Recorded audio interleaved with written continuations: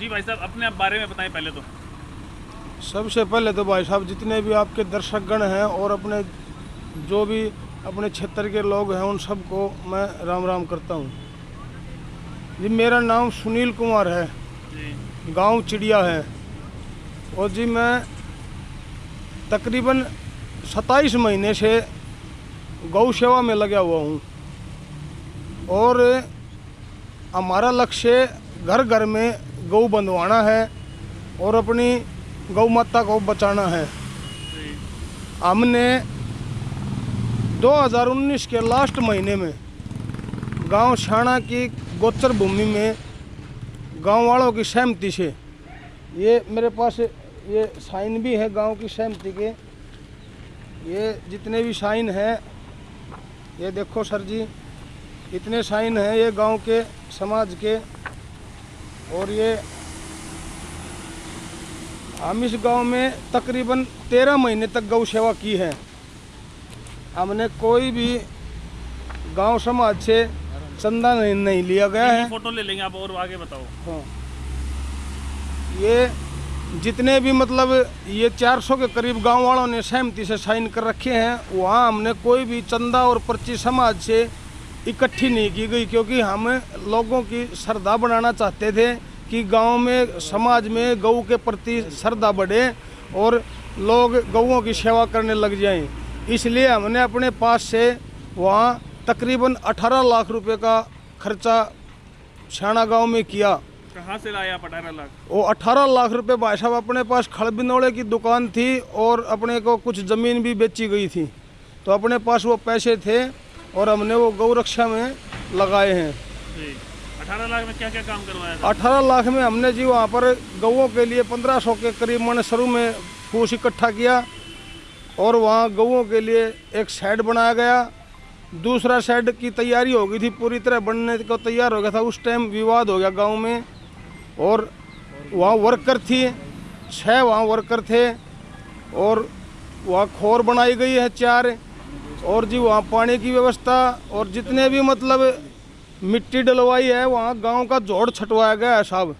और गांव के जोड़ से वहाँ तकरीबन 350 ट्रेलियाँ एक बार में लाई गई हैं और कुल मिलाकर के वहाँ 400-500 ट्रेली वहाँ भर्त करवाया गया है मिट्टी डाल के। ट्रैक्टर सब किराया था, लेबर का सब किराया था और जो लेबर का खर्चा होता था वो अपने खुद में स्वयं वहन कर रहा था उस समय।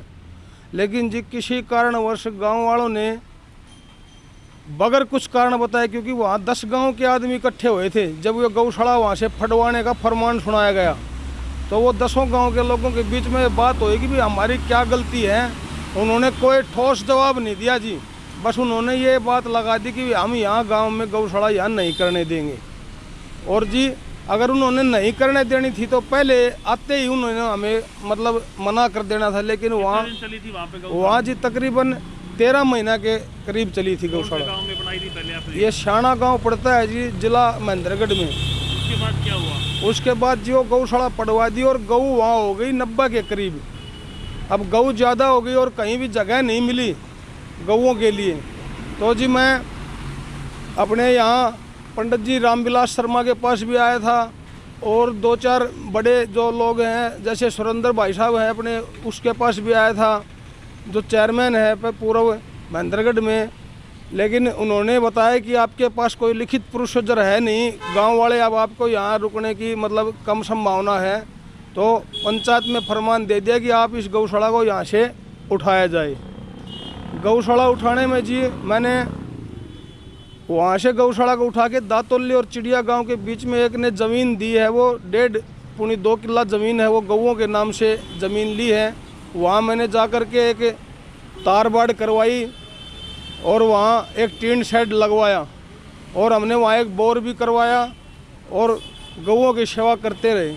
हम जी कोई भी गऊ बेचते नहीं हैं, अपनी श्रद्धा से 100 रुपये ना देकर गऊ दे देते हैं दूध पीने के लिए गरीब मजबूर लोगों को। और अब तक हम 50 के करीब गौ माता घरों में बेच चुके हैं। और जी जो भी गऊ वहाँ छोड़ने के लिए आए हैं उसने जो भी कुछ दे दिया 100, 50, 500, हमने गौ माता मान के उसका कोई कीमत नहीं रखी और हमने उनकी गऊ पालते रहे। अब हमारे पास तकरीबन वहाँ 125 गऊ हो गई थी भाई साहब। लेकिन चारे की और उससे समाज की कोई भी व्यवस्था नहीं हुई। मैं खुद यहाँ भी आकर के 2800-2700 मन के करीब मैं चारा पशुओं का मोल लेके आया हूँ। और वहाँ जो बोर बनाया था उसका भी जी पानी सक्सेस नहीं हुआ, थोड़ा नमकीन पानी निकल गया। तो वहाँ रोज़ाना पानी 500 रुपये का एक टंकर आता है, जो मैं तकरीबन 1 साल से गऊओं को पिला रहा हूँ मोल खरीद के पानी। अब मेरे पास पैसे की आर्थिक स्थिति ठीक नहीं रही, और ठीक तो पहले भी नहीं थी, लेकिन गौ माता के लिए अपना चाहे कुछ भी हो मगर गौ माता को बचाना है, बस ये सोच के हम लगे रहे। और अब तक दोनों जगह की व्यवस्था में तकरीबन 30-35 लाख रुपया तो नॉर्मल खर्चा हो गया जी। और अब वहाँ मेरे पास फूस चारा ये कम था, इसलिए हमने उन गऊओं को दूसरी गौशाला में शिफ्ट करवाया दिया है वहाँ से जी। अब 70 गऊ और है मेरे पास, 50 गऊ हमने भिजवाई हैं जी पैसे दे करके अपने पास से। कहाँ भिजवाई? आवारा गऊ ये दादरी में कोई गौशाला है मंजीत दलाल भाई साहब की, उसकी गौशाला में शिफ्ट की गई हैं।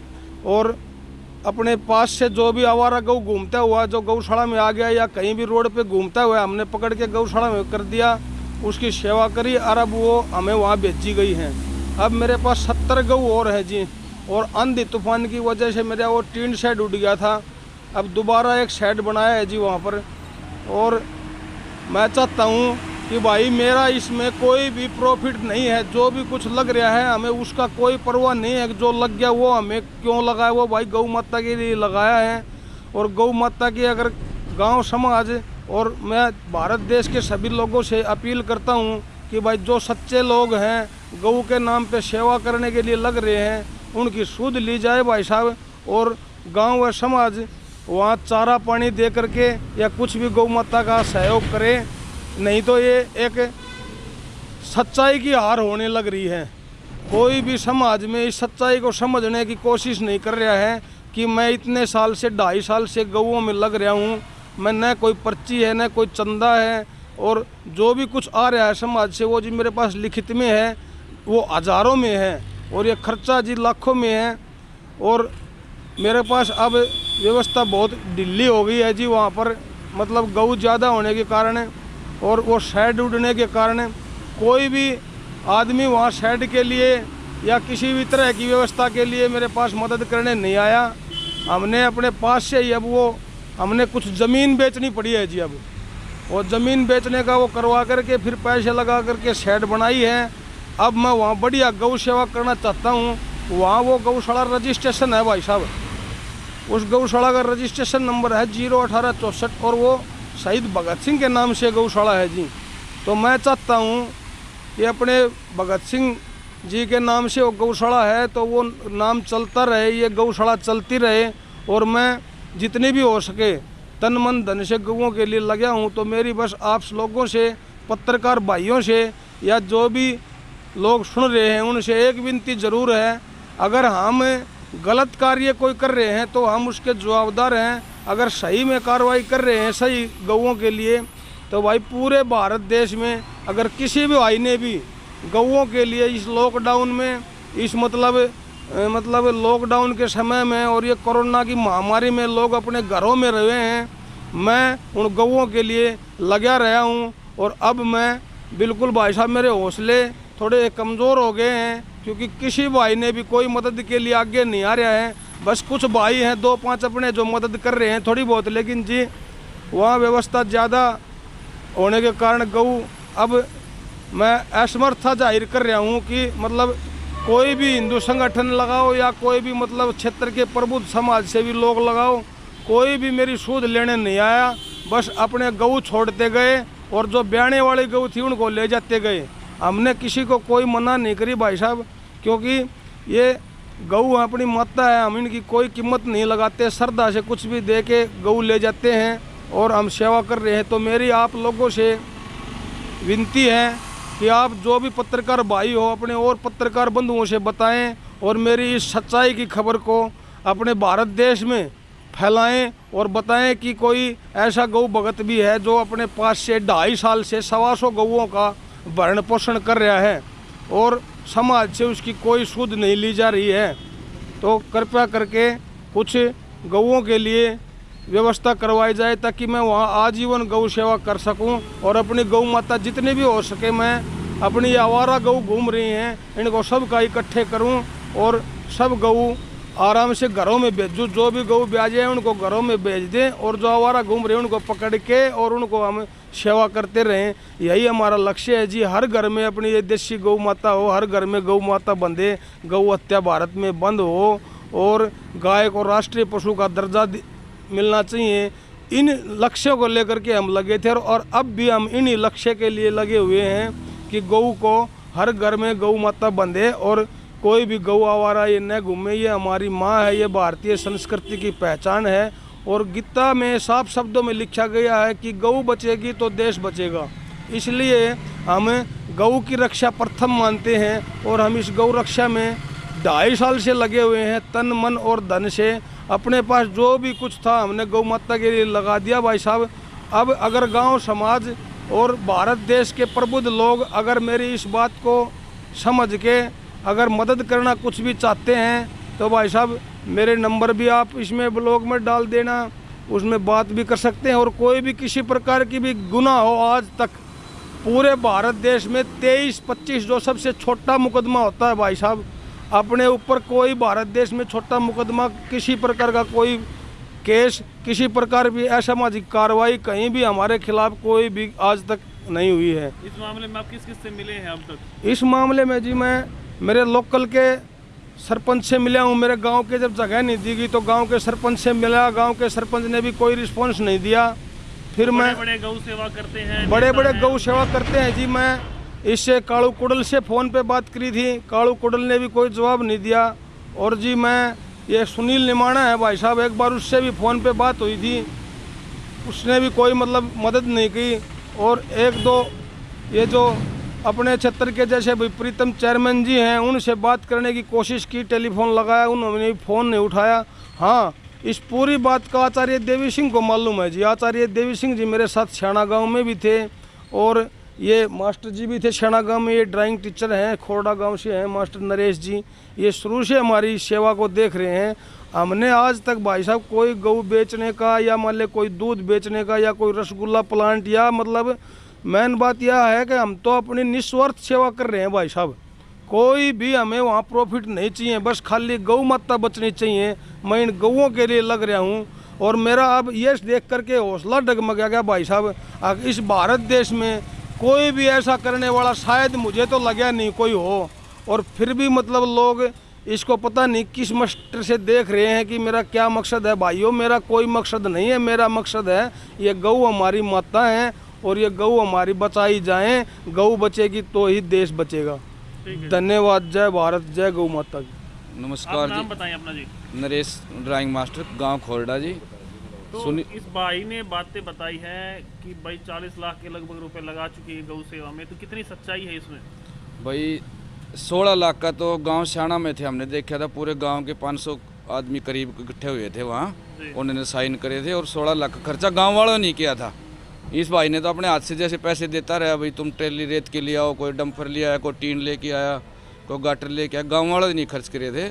पैसे इसके थे या गांव वालों के थे? पैसे भाई ने दिए थे जी, सुनील पहलवान ने। हाँ, खर्च गांव वालों ने किए थे, इसलिए वो साइन भी किए थे। क्या मामला हो सकता है, क्यों गांव से निकाल दिया गया? वो गांव की गोचर भूमि थी, 80 एकड़ जमीन थी। गांव वालों का बस एक ही था कि जमीन कब्जा हो जाए, जमीन पूरी हमारी जो है गोचर भूमि है ये कब्जा लेंगे। तो हमने लिख के भी दिया था, डीसी को भी लिख के दे रखा है यहाँ महेंद्रगढ़ डीसी को, भाई हमारा इसमें कोई भी अगर कोई कल ने हमारी कोई प्रॉपर्टी बनती है गौशाला से या कोई हम वाहन लेते हैं खुद का पर्सनल, तो इसमें हमारा अब हम दोषी होंगे पूरे। कहीं भी हमें मतलब दोष कोई भी सजा सुना सकते हैं भाई, ये भी हमने लिखवाया। हेलो, नाम बताओ भाई। सत्येंद्र नाम है, सत्येंद्र उर्फ सरपंच, गांव चिड़िया है। तो ये भाई बता रहे हैं कि भाई काफ़ी पैसे खर्च कर चुके हैं। हाँ, इस भाई को करीब 1 साल 1.25 साल से मैं देख रहा हूँ। इसने अपने पास से पैसे लगा रहा है। मैं इसकी गौशाला में ही सेवा कर रहा हूँ करीब। गौशाला में काम कर रहे हैं? हाँ, वहीं कर रहा हूँ इसकी, इनके पास ही। कितनी गायें हैं तकरीब अब 70 गाय होंगी। कुछ गाय इसने बाहर भेज दी, कुछ पैसे वैसे दे के दूसरी गौशाला में शिफ्ट कर दी। यहाँ कुछ बातें सही हैं, जो कुछ भी खर्चा होता है इसी की जेब से होता है। आमदनी कोई इसके पास है नहीं, कभी ज़मीन दे देता है, कभी प्लाट देता है, कभी कर्जा उठा लेता है, मेरे पास, आपके पास, किसी के पास, ऐसे ही चला रहा है। चंदा वगैरह कोई है नहीं जी इसका।